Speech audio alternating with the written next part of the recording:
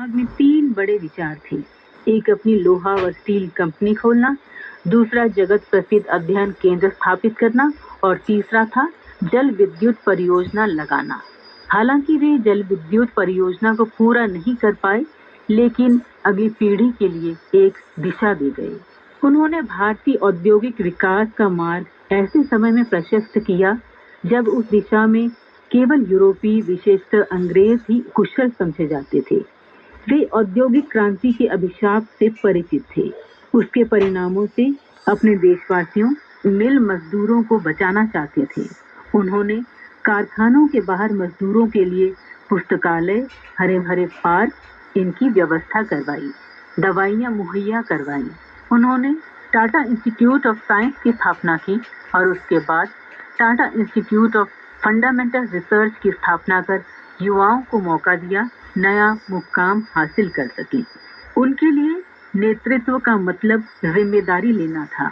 जब कोई नया मैनेजर या कामगार टाटा समूह की किसी कंपनी में काम शुरू करता है, तो उसे समूह के बारे में एक वाक्य में बताया जाता है, हम किसी न किसी रूप में हर भारतीय की जिंदगी का हिस्सा हैं। जमशेदजी टाटा जी के आदर्शों से प्रेरित होकर एक प्रमुख समाचार पत्र के संपादक स्टैनली रीड ने लिखा था, सिर्फ एक ही शख्स था जिसने हौसले के साथ भविष्य को देखा और जिसने बाकियों से अलग पूर्ण अर्थव्यवस्था पर विचार किया। ये थे जमशेदजी नुसरवान जी टाटा। जमशेदजी को उनकी 4 उपलब्धियों के लिए हमेशा याद किया जाएगा। पहला, स्टील उत्पादन इकाइयों की स्थापना। दूसरा, भारतीय विज्ञान संस्थान। तीसरा, मुंबई में होटल ताज का निर्माण और चौथा, जल विद्युत यानी हाइड्रो इलेक्ट्रिक ऊर्जा के उत्पादन की सीख देना। जमशेदजी टाटा ने कभी सफलता को अपनी जागीर नहीं समझा, बल्कि उनके लिए उनकी सफलता उन सब की थी जो उनके लिए काम करते थे। गुलामी के दौर में हिंदुस्तान प्रोफेशनल कल्चर से बेखबर था।